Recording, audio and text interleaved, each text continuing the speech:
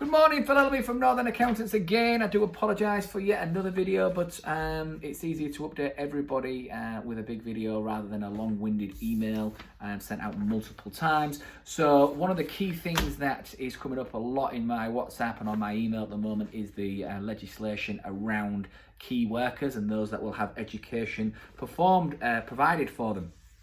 So this is the advice that I've been given by our HR advisor, which is taken from the government's website. So apologies for reading directly from a script, but this is their interpretation of the actual standings. So obviously the healthcare and social work and social sectors will be involved. This isn't limited to doctors, nurses, midwives, paramedics, and other frontline staff. It is also involves the support workers and specialist staff required to maintain the UK's health and social sector.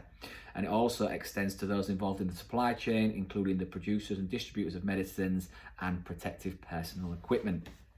Obviously, the educational sector is noted here, and their childcare will be provided. So anyone involved in teaching, social workers or specialist education will be expected to be in work and have childcare provided for them.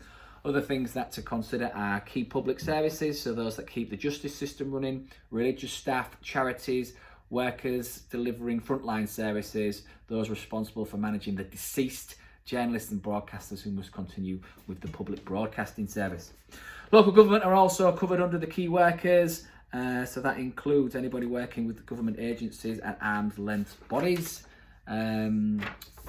The following sectors are also covered. So you've got the food and other necessary goods. This involves the production, the processing, the distribution, the sale and delivery of all those essential to the provision of key goods, of the key goods and other key goods such as hygienic and veterinarian medicines. Public and safety and national security, anybody involved in the military defence, civilians, contractors, armed forces personnel, and those critical to the delivery of the key defence and national security that is essential to the response of the COVID-19 pandemic. Fire rescue services, including support staff, National Crime Agency staff, and those maintaining border security, prisons, probation staff, and other national security roles, including those overseas. Transport staff are also required, so anybody working with the air, water, road and rail passenger freight service modes, as well as those working in the supply chains for those sectors as well.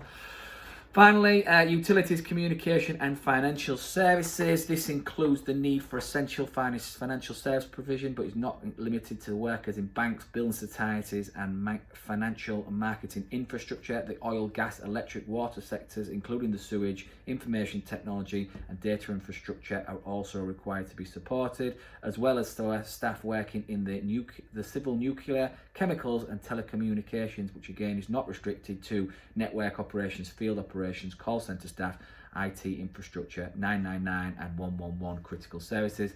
The postal service, delivery services, payment providers and waste disposal sectors are also covered. There's also a little bit of confusion with regards to if one of the parents is classed as a key worker. Are they entitled or do they need to utilise the education system? In the case if there's two, then definitely they will. But if there's one, the guidance is pretty much as follows. Most parents working in the key sectors may be able to keep their child at home. Every child who can be safely cared for at home should be. So please follow the following key principles when assessing whether your child should be sent to school. If at all possible for children to be kept at home safely, then they should be. If the child needs specialist support and is vulnerable, or as a parent who is a critical educational worker, then the provision may be available for them. Parents should not rely on childcare from those who are advised in stringent social distancing categories such as grandparents, friends and family members with underlying health conditions.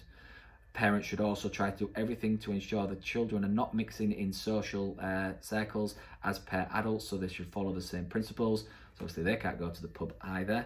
And also residential special schools, boarding schools and special settings will continue to care for children wherever possible. I think that's about the size of it. The general gist of that is if you can keep your child at home, then please do so. if there is an absolute need for educational support and that kind of childcare to allow you to continue in your key worker roles for both parents, then the educational service will be available for you. What I would advise is that you work closely with the school to see what's the best course of action for your individual circumstances. In terms of key workers and isolation and things like that, that's about it. In terms of employment, don't forget the government did talk about paying 80% of the wages for people that are unable to work, and childcare would fall into that category, I am led to believe. So you do, as parents, they do have a legal right to work from home and to look after their children. Well, not, sorry, I'll rephrase that. They have a legal right to take care of their children. If they can't work, then it is on unpaid leave. And then with the government legislation, that would potentially mean that 80% of their wages can still be paid by the employer. So again, lots of things coming out, lots of things to consider. If you have any questions regarding this, please let me know and I will direct you to our HR professional who, like I said, has been excellent throughout. Okay, thank you, bye.